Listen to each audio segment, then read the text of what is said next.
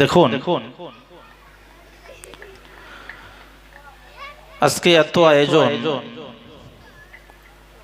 মেহমান যখন কোনো মেজবান যখন কোনো মেহমানকে দাওয়াত দেয়,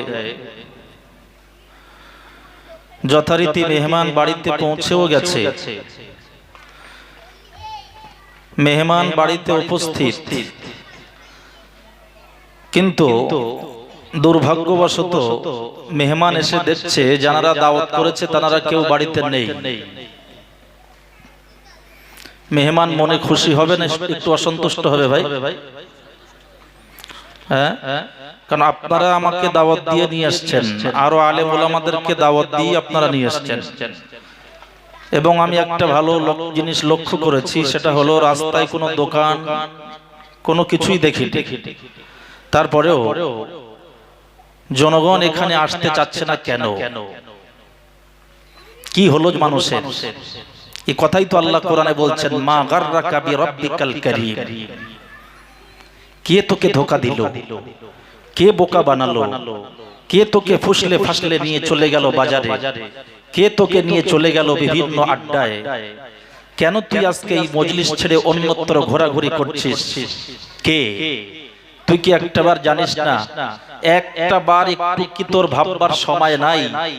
যে কদম দিয়ে তুই চলাফেরা করছিস, এ কদমের চলার শক্তি দেওয়ার মালিক যিনি, তার নাম কি একটু আওয়াজ দিয়ে বলুন?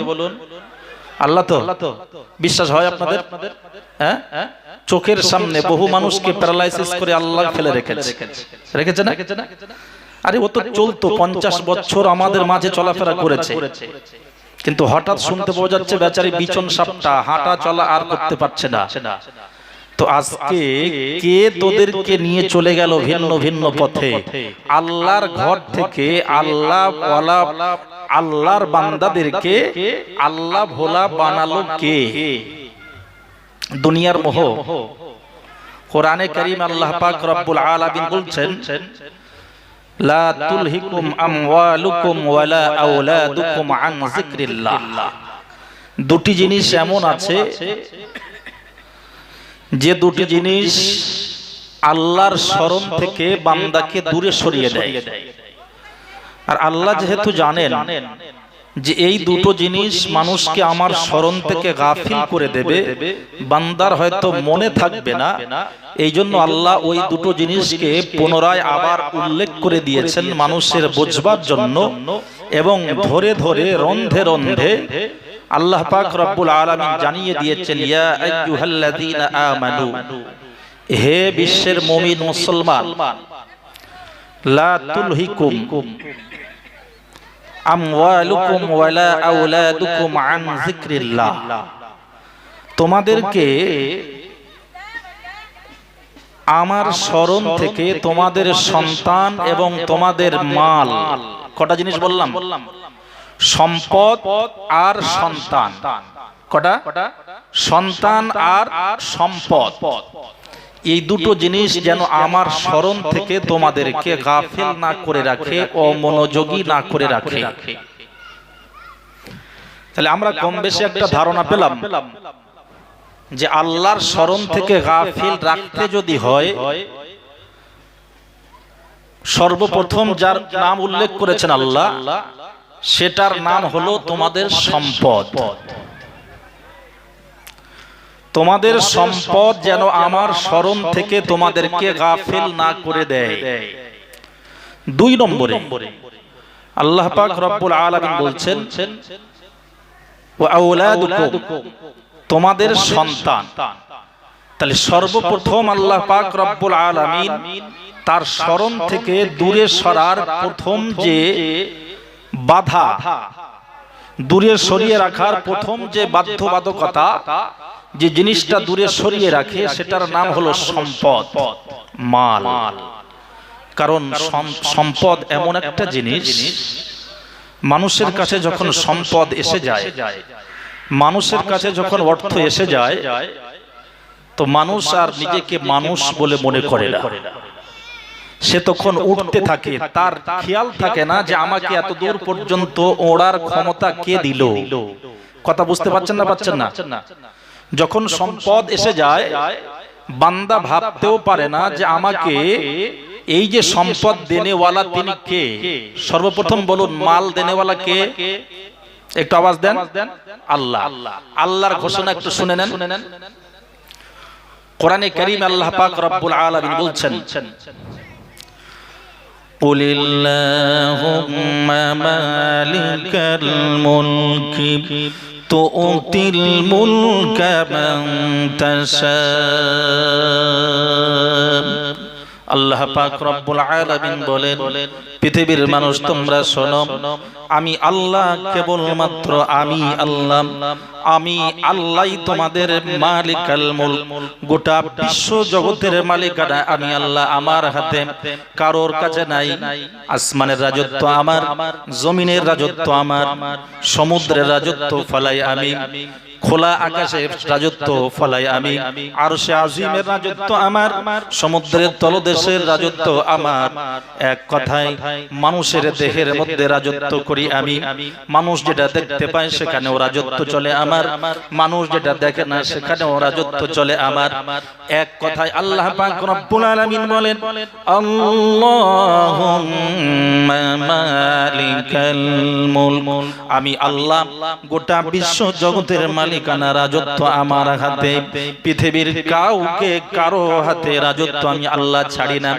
এমন কি একটা মশা, একটা মাছিও যদি তার আল্লাহ পাক রব্বুল আলামিনের রাজত্বে থাকেন, এই জমিনে যত সৃষ্টি আছে, যত মখলুক আমরা দেখতে পাই আর যেগুলো আমাদের দৃষ্টিগোচর হয় না, যত মখলুক আমাদের নজরে আর যেগুলো আমাদের নজরের বাইরে, দৃষ্টির অগোচরে, বহু লক্ষ কোটি কোটি জীব জন্তু যেগুলো আমাদের নজরে আসে না, আল্লাহ পাক রব্বুল আলামিন বলেন, ওহে পৃথিবীর মানুষ, তোমরা হয়তো শুধু দেখো আমি আল্লাহ মানুষ, মানব, দানব, জিন, ফেরেশতা এমনি করে গরু, বাছুর, এমনি করে ছাগল, ছানা, যেগুলো তোমরা দেখতে পাও, এইগুলোর শুধু মালিক নই আল্লাহ সুবহানাহু ওয়া তাআলা। তিনি বলছেন, লিল্লাহি মা ফিস সামাওয়াতি ওয়া মা ফিল আরদ। আল্লাহ পাক রব্বুল আলামিন বলেন, বান্দা, আসমান এবং জমিনে যা কিছু আছে আল্লাহর জন্য, সব কিছু আল্লাহই মালিকানা করেন, আল্লাহই রাজত্ব করেন। আসমান এবং জমিনে এবং তোমাদের নজরে যেটা পড়ে, যেটা তোমাদের নজরে দৃষ্টিগোচর হয় না, সবগুলোর মালিক, সকলের কাছে আমার কলম ঘোরে। আমি আল্লাহ আমার ক্ষমতা সেখানে চালাই, পৃথিবীর কারো ক্ষমতা সেখানে কাজ করে না।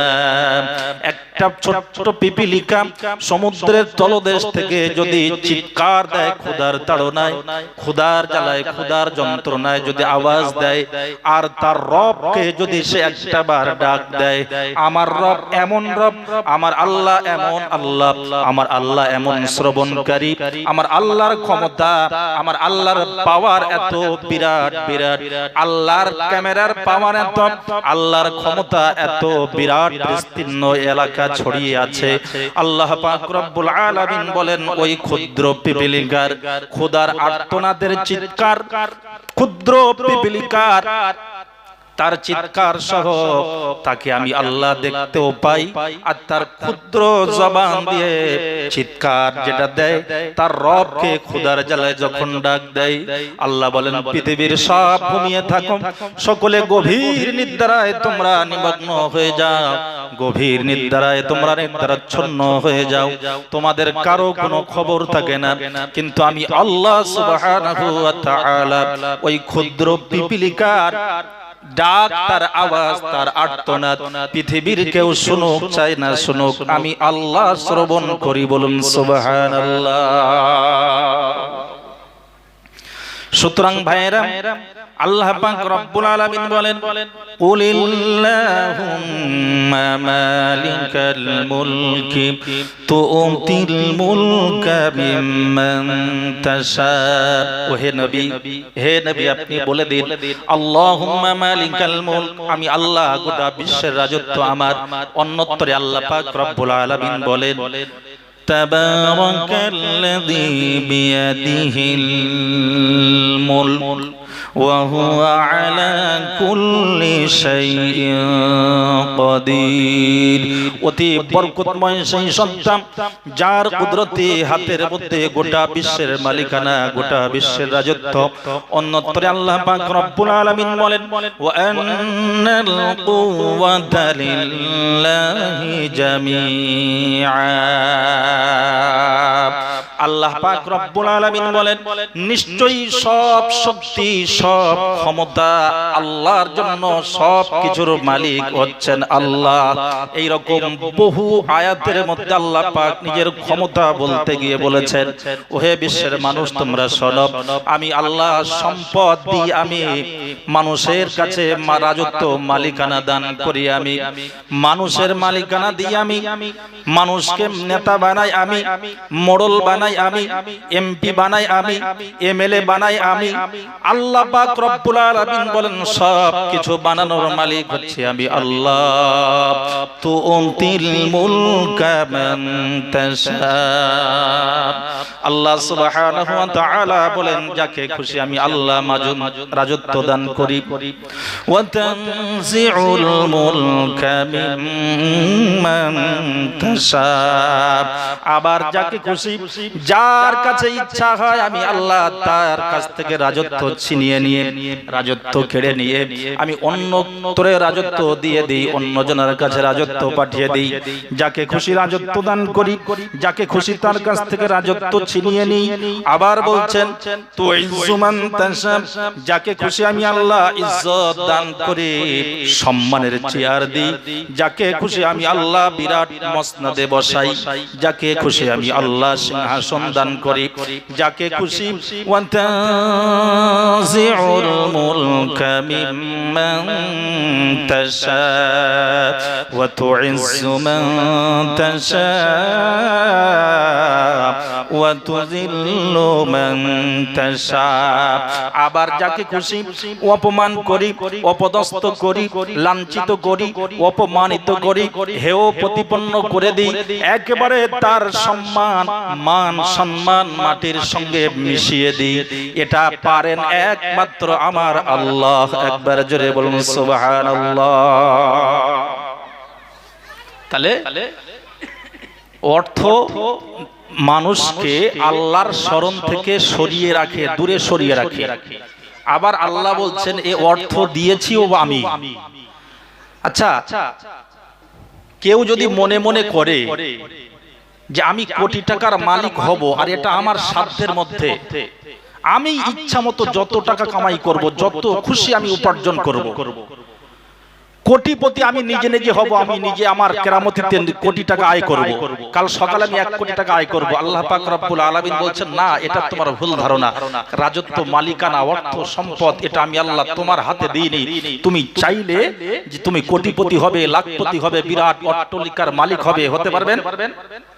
যদি তাই হতো কেউ আর মাঠে চাষ করতে বলে মনে হয়? হ্যাঁ, আরে যদি অর্থ সম্পদ উপার্জন সবকিছু যদি নিজের হাতে হতো, এর মালিক যদি অন্য কেউ না হয়, আপনি যদি নিজে হন মালিক, তা আল্লাহ পাক রব্বুল আলামিন বলছেন বান্দা যদি মানুষের হাতে রাজত্ব, মালিকানা, সম্পদ সব যদি আমি আল্লাহ ছেড়ে দিই না, তাহলে দুনিয়ায় কাউকে আমি আপনি খুঁজে পাবো না। যেমন মাঠে কোদাল পেটার মতো লোক খুঁজে পাওয়া যাবে না, জুতো সেলাই করা মুচি খুঁজে পাওয়া যাবে না, দোকানদারি করা লোক নেই, কারণ টাকা তো আমার হাতে। আল্লাহ পাক রব্বুল আলামিন বলছেন অতটা সহজ নয়। অর্থ সম্পদ আমি আল্লাহ বন্টন করি, এটা আমার হাতে। রুজি সব আমি আল্লাহ বন্টন করি। কোরআনে কারীমে আল্লাহ পাক রব্বুল আলামিন বলেন وما من دابة في الأرض إلا على الله رزقها। আল্লাহ সুবহানাহু ওয়া তাআলা বলেন ভূপৃষ্ঠে যত প্রাণী বিচরণ করে দুনিয়ায় যত প্রাণী বিচরণ করে ঘোরাফেরা করে এমন কোন প্রাণী নাই যারা পৃথিবীতে চলাচল করে যেগুলো তোমাদের নজরের মধ্যে ধরা পড়ে আর যেগুলো তোমাদের নজরের বাইরে যা কিছু তোমরা দেখো আল্লাহ পাক রব্বুল আলামিন বলেন সকলের রুজি দেওয়ার দায়িত্ব আমি আল্লাহ আমার নিজের হাতে বহন করি। আমার দায়িত্ব হলো পৃথিবীর সকলের কাছে রুজি পৌঁছে দেওয়ার দায়িত্ব। রুজি আমি আল্লাহ নিজেই বন্টন করি, সম্পদ আমি আল্লাহ দান করি। সম্পদ দিয়ে আমি কাউকে বিরাট অট্টালিকার মালিক বানাই, আর যখনই আল্লাহ পাক বিরাট সম্পদ দিয়ে দেয় তখন মানুষের একটা অভ্যাস হলো সম্পদ এসে গেলে আল্লাহ পাক রব্বুল আলামিনের কথা আর মনে থাকে না। আল্লাহ পাক রব্বুল আলামিন এই কথাই কোরআনে কারীমের মধ্যে কোট করে দিয়েছেন। আল্লাহ পাক রব্বুল আলামিন বলেন ওয়া ইযা আন'আমনা আলাল ইনসানি আ'রাযা ওয়া নাআ বিজানিবি। যখন আমি আল্লাহ পাক রব্বুল আলামিন নিয়ামত দিয়ে ভরিয়ে দিই, কাউকে অর্থ দিলাম, সম্পদ দিলাম, টাকা দিলাম, পয়সা দিলাম, বিবি দিলাম, বাচ্চা দিলাম, সম্পদ দিলাম, সব কিছু দিলাম, এক কথায় দুনিয়ার কোনো অভাব তার রাখলাম না, সব অভাব আমি আল্লাহ মিটিয়ে দিলাম। এই বাচ্চা সামনে ডিস্টার্ব করলে হবে না। সব অভাব আমি আল্লাহ মিটিয়ে দিলাম, কোনো অভাব কাউকে আমি আল্লাহ রাখি না।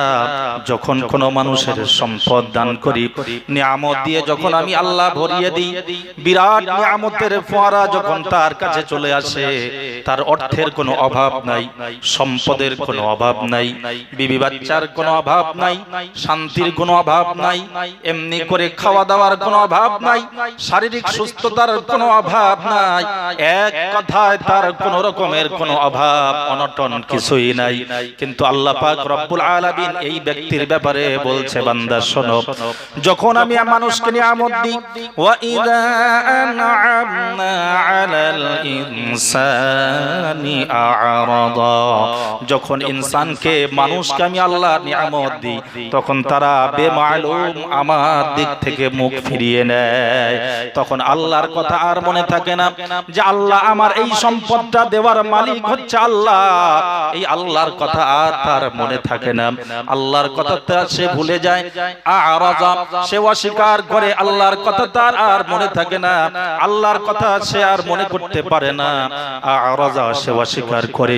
কিন্তু ইযা মাসসাহুশ শাররু ফাযু দুআইন আরিস, আল্লাহ পাক রব্বুল আলামিন বলেন নিয়ামত দিলে তো আমাকে ভুলে যায়, সম্পদ দিলে আমাকে ভুলে যায়, সম্পদ দিলে আমার কথা স্মরণ থাকে না, মাল দিলে আমার কথা মনে রাখে না, সংসারের শান্তি দিলে আমার কথা স্মরণ করার টাইম হয় না, সম্পদ দিলে আমি আল্লাহ আমার কথা মনে তো দূরের কথা, মসজিদের মুয়াজ্জিন আযান দেয়, আল্লাহ ওয়ালা মানুষরা ডাকে, দ্বীনের দাওয়াত দেওয়া হয়, বাড়ি বাড়ি এসে গাস্ত করে চলে যায়, কিন্তু কোনো ভ্রুক্ষেপ হয় না, ভাই কেন এসছো, কি ব্যাপার, আরো কি করে আল্লাহ ওয়ালা বান্দাদেরকে যারা আল্লাহর জন্য বার হয়েছে, আল্লাহর জন্য মানুষের দ্বারে দ্বারে যায়, মানুষের দ্বারে দ্বারে যাওয়ার পরে মনে করুন দোকানে কিছু ছেলেরা দাঁড়িয়ে আছে, যখনই গাস্তের লোকে যাচ্ছে, কিছু মানুষ দিনের দাওয়াত দেওয়ার জন্য যখন যায় তখন তারা কি করে, ওই হুজুর আসছে বা ওই আমির সাহেব আসছে, সরে যা, এক্ষুনি মসজিদে যাবার কথা বলবে, সুতরাং এখানে দাঁড়ানো যাবে না, লুকিয়ে লুকিয়ে পালিয়ে পালিয়ে বিভিন্ন জায়গায় চলে যায়। আল্লাহর কথা আর স্মরণ থাকে না, আল্লাহর কথা আর মনে হয় না। সেই নূহ আলাইহিস সালাতু ওয়াস সালামের কওম, হযরতে নূহ আলাইহিস সালাতু ওয়াস সালাম যখন তিনি তার কওমকে দাওয়াত দিতেন, নবী নূহ আলাইহিস সালাতু ওয়াস সালাম দীর্ঘ ৯৫০ বছর ইসলামের দাওয়াত দিয়েছেন। একদিন নয়, দুই দিন নয়, এক চিল্লা নয়, দুই চিল্লা নয়, সাল নয়, কোনো কিছুই নয়, হযরতে নূহ আলাইহিস সালাতু ওয়াস সালাম দাওয়াত দিয়েছেন। দাওয়াত দেওয়ার পরে ৯৫০ বছর ধরে হযরতে নূহ আলাইহিস সালাতু ওয়াস সালাম দাওয়াত দিয়েছেন, কওমের কাছে দাওয়াত দিয়েছেন। পরিণতি হলো কি জানেন?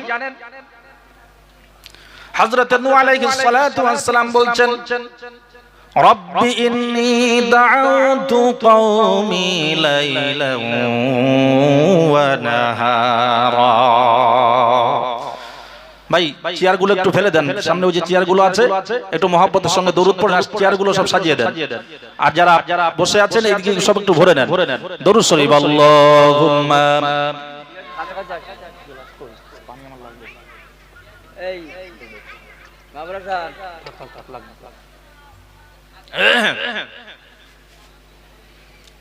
জি জি।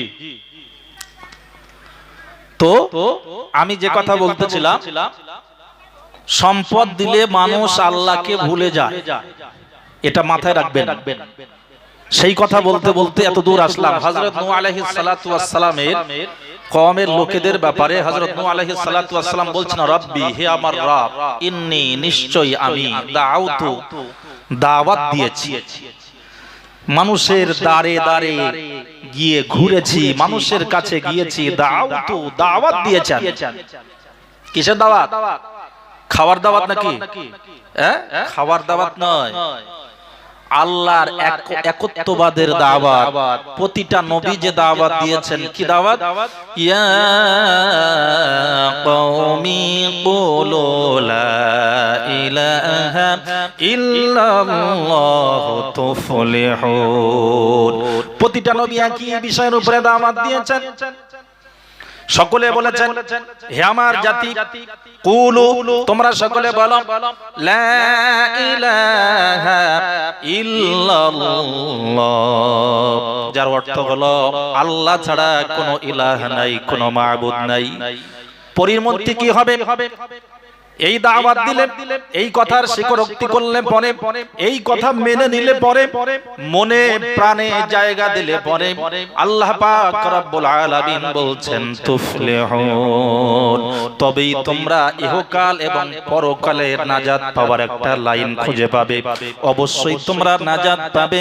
তোমরা নাজাত পাওয়ার মূল লক্ষ্য হলো, মূল কারণ হলো এইটা। যদি তোমরা মনে প্রাণে কলেমার দাওয়াতটা, ঈমানের দাওয়াতটা মনে প্রাণে যদি তোমরা জায়গা করতে পেরেছ, মুখে যদি জবান দিয়ে স্বীকার করো, অন্তরে সেটাকে বিশ্বাস করো, কাজ কর্মের মধ্যে ওটাকে ফুটিয়ে তুলতে পারো, তুফলিহুন, তাহলে তোমরা কামিয়াব হয়ে যাবে। কিন্তু হযরত নূহ আলাইহিস সালাতু ওয়াস সালাম বলছেন, আল্লাহ, আমার কওমের লোকেরা এত মারাত্মক মানুষ, এরা এত পরিমাণ বেয়াদব। রব্বি, হে আমার রব, দাউতু কওমি, আমি আমার কওমের কাছে গিয়ে দাওয়াত দিলাম। কিরকম দাওয়াত? খাবার দাওয়াত নয়, বাড়িতে নিমন্ত্রণ নয়, কোনো অন্য কোনো দাওয়াত